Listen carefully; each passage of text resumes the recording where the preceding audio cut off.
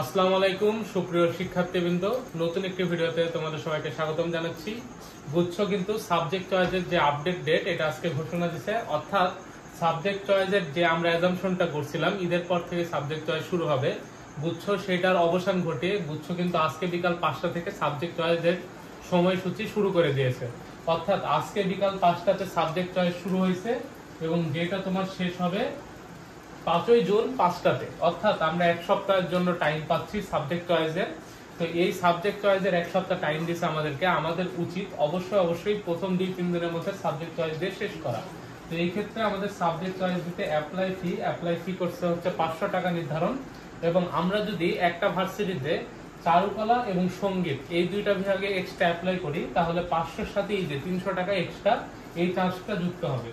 এখন আমাদের করণীয় কাজ কি? করণীয় কাজ হচ্ছে বেশি বেশি করে ইউনিভার্সিটি চয়েস দেওয়া, কারণ আমি যত বেশি ইউনিভার্সিটি চয়েস দেব আমার ট্রান্সফার রেশিও তত বেশি বাড়বে। আর এবং আমার চেষ্টা করতে হবে আমার পজিশন অনুযায়ী ক্যাটাগরি নির্বাচন করে হচ্ছে সাবজেক্ট চয়েস দেওয়া। যেমন আমার পজিশন যদি একটু দূরে হয় তাহলে আমি বি ক্যাটাগরি এবং সি ক্যাটাগরির ভার্সিটিগুলো চয়েস দেব, যদিও এই রিলেটেড অনেক ভিডিওতে আমি বলছি। আর যাদের পজিশন একটু হচ্ছে ভালো, তারা যাদের হচ্ছে সম্ভাবনা আছে এ ক্যাটাগরি ইউনিভার্সিটিতে চান্স পাওয়ার মতো বা হচ্ছে এ ক্যাটাগরি ইউনিভার্সিটিতে সাবজেক্ট আসার মতো, তারা অবশ্যই এ ক্যাটাগরি ইউনিভার্সিটিতে চয়েস দেবা। তো কিভাবে সাবজেক্ট চয়েস দিতে হবে এই রিলেটেড অনেক ভিডিও আমার হচ্ছে চ্যানেলে ছাড়া আছে, তোমরা সেগুলো একটু দেখে নিবা কষ্ট করে। এবং হচ্ছে তোমাদের সাবজেক্ট চয়েস সংক্রান্ত যে কোনো সমস্যা হলে আমাকে তোমরা হচ্ছে কমেন্ট বক্সে প্রশ্ন করতে পারো, অথবা আমার ফেসবুক গ্রুপের নাম হচ্ছে শুভ ম্যাথ সলিউশন। এখানে আমার ইউটিউব চ্যানেলের নাম, এই ইউটিউব চ্যানেলের নাম অনুসারে তোমরা সার্চ দিলে আমাকে পেয়ে যাবা।